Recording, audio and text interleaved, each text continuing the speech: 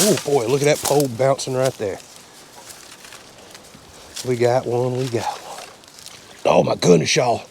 Super nice catfish. So welcome back to the shop on a nasty and rainy day here in Florida. You can probably hear the rain hitting the roof. It's been raining all day long and looks like it's gonna rain for hours more. So I'm trapping myself in the shop today and we're gonna do a fun project. I like to do that on days just like this. So as you've already seen in the thumbnail, I have been dreaming about making some poles that I can stick in to the side of the riverbank at our new property and basically create an attachment point for a line where no limbs or anything else exist. I want this to be adjustable to where I can change the line height based on where I put these in. I could be hanging over a river edge or a bluff that's 10 feet down, or I could be putting these down right at the bank.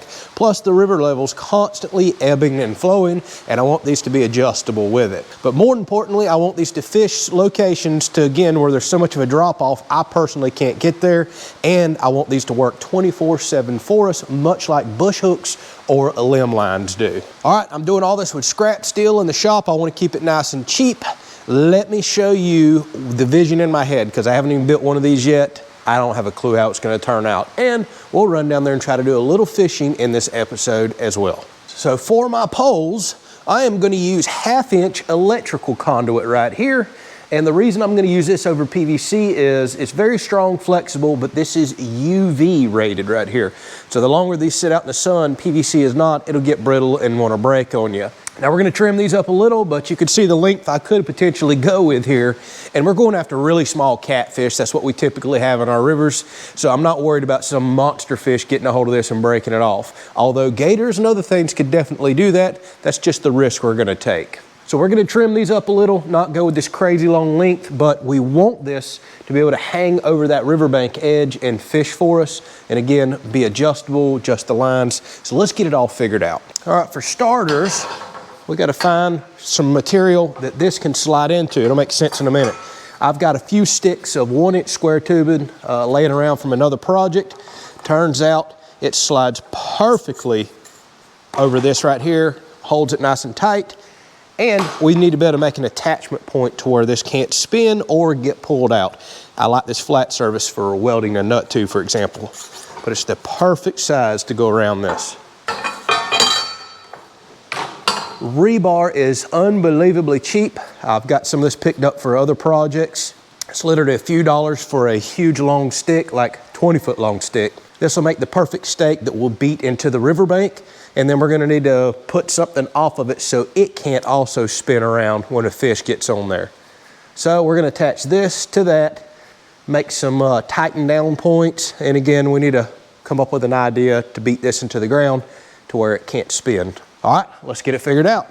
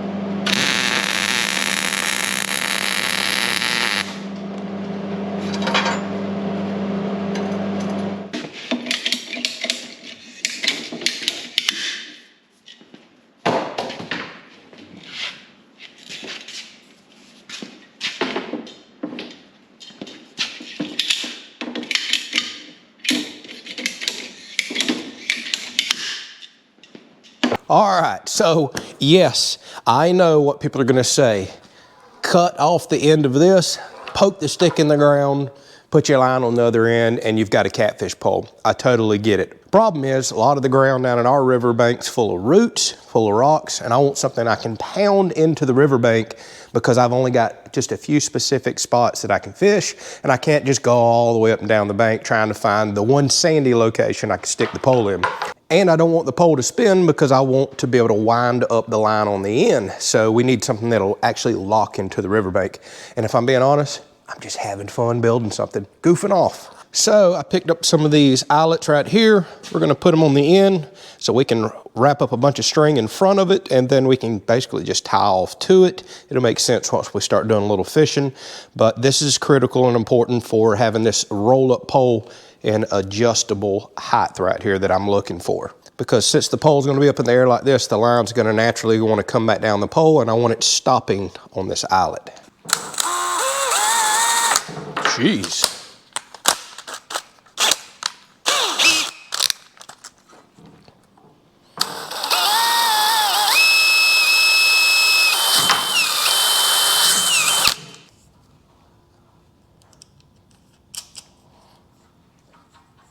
All right, so I think I'm gonna put 15 feet of this drop line. This is actually made specifically for fishing, but it's just a twine, but it's similar to a mason string, probably the same thing. And it's a 100-pound test, which is more than enough for anything that we're gonna be catching at our small rivers.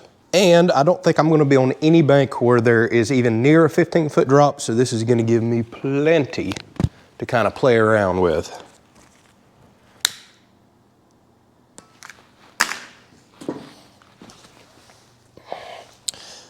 And tip, if you'll cut your string with an actual ladder, it won't unfray. This stuff's really bad about just fraying out and falling to pieces on you.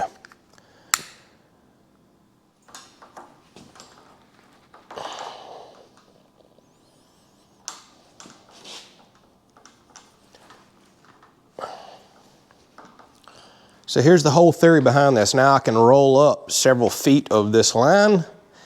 It won't slide back down past this, and I can just kind of do a quick twist around once I get to where I want it. And since the other end is going to be in a holder that's locked into the ground, no twisting can happen. So now I can adjust the height of this all up and down the riverbank. That's something I can't do with just a straight pole that goes in the ground, because when you get a fish on there, well, this can just spin around and there goes all your line getting pulled out and the fish is hung up or out there in the river somewhere. You know what else I just realized? I could do the same thing for crabbing poles. All right, on the other end, put a couple ounce sinker right here. I got ones with a big enough hole that I can actually put string through. And then on the other end, we definitely want to swivel because the fish is going to be hung on there a while and moving around. We don't want the string just getting all twisted up. These are pre-made, what they call snails. And on the other end, I like to use a 3/0 hook because we have small catfish here. Mainly we're going after channel cats, the best tasting catfish in my mind. We have small butter cats and other different types in these rivers, but they are usually in the less than a pound to maybe 2 to 3 pound range. We do have bigger ones. That's not typically what you catch, so a 3/0 hook for us works very well for the size catfish we're going after. So we'll just tie off to this swivel on the other end. And we're good to go. All right, there we are. 100-pound line, 2-ounce sinker, wire leader, swivel, 3/0 hook. We're ready to do some fishing. All right, so let me show you what we got going here. Now, I'm gonna be going in the side of riverbanks, not straight down on the ground like this, but we can make it work any way we want. I'm gonna need some better weather to paint all these up, but I welded a nut on the end so I can hit it with a hammer if needed. Just welded a piece of rebar in right here because we're gonna beat this into the ground till that stabs in so this doesn't spin. And then we just got a hand tighten nut up here to make sure our pipe doesn't spin, unravel itself. So let's try this out.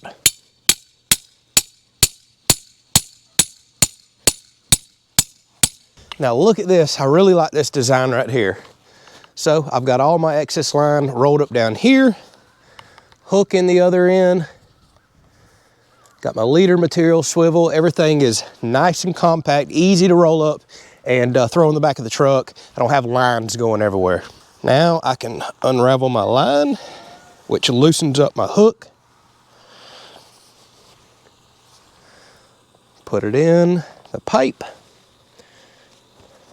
So all we've got to do is just roll this up before we stick it in to adjust our depth once we're hanging over the area that we're going to be at. Tighten down the pipe so it can't spin, and this thing's ready to fish. All right, so here it is a couple days later, and we're over at our river property, and you can see what I built these for. It's hard to tell on camera, but there's probably an 8-foot drop right here of the riverbank. I'll show you in just a second, and we want to be able to fish it while we're here or not. So that's what I built these for. We're gonna pound one of these in the side of the bank, stick one of these longer poles out because I made a couple of different lengths to get out in a hole right here and let these automatically fish for us. And while we're down here doing some work today, enjoying the property, we'll keep swinging by, checking on all these poles that we're about to set up and down the bank. All right, so now I need to set my line length, which we can do because the way I built these where they can roll up and down like I've already showed y'all, because we're gonna have all different depths to fish up and down this bank. So let me go ahead and stick this in, figure out where I want it to be. All right, so we'll just unwind this till I get what I'm looking for, then we'll bait it up. Now for bait, just using cut fish. This is a cut mullet, a bait mullet that we actually got from a fish house, and it holds on the hook pretty good too.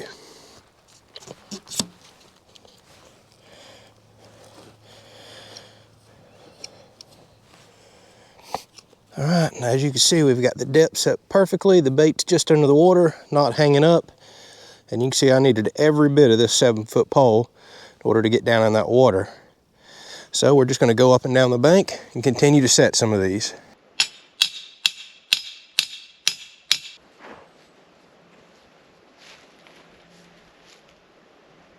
All right, so here we are back next morning, and it was in the 20s this morning, still in the 20s now with the wind chill.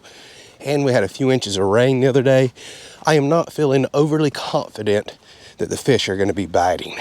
Looks like it's going to be another week before we get a warm spell, the river levels settle out, but fingers crossed we've got something to at least test my proof of concept here. I do see a pole over there bouncing. We might have one, or it could be this wind. Oh my goodness, it's so windy and cold. Ooh, I don't know if one's on that or if it's the wind.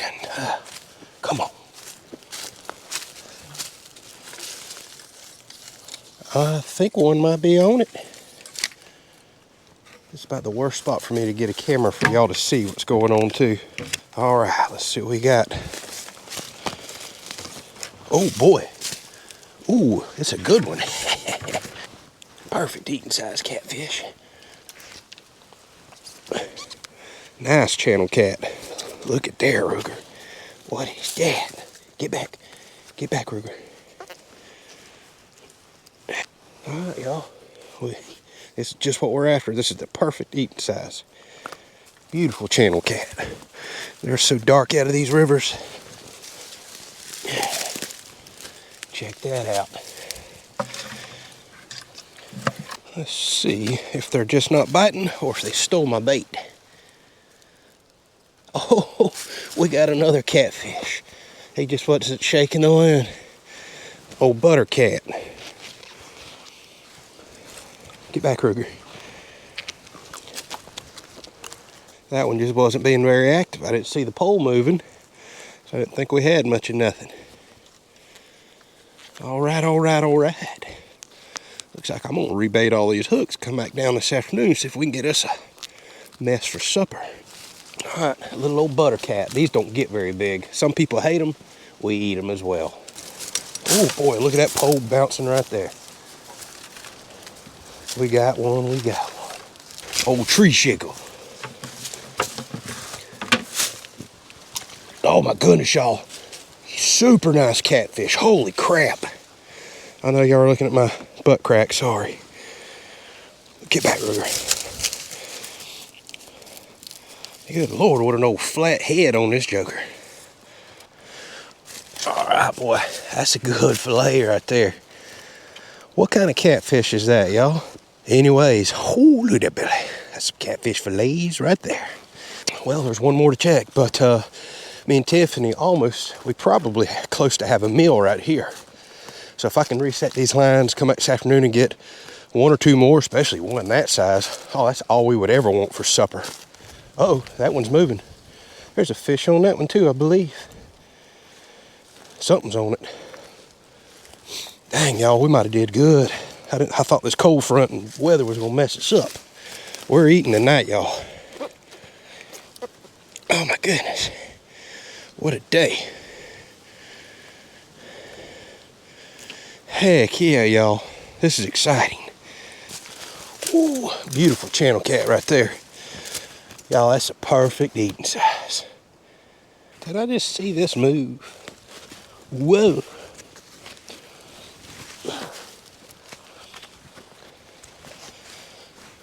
Oh goodness, y'all. I've got a catfish on. It is hung up. It's like a butter cat.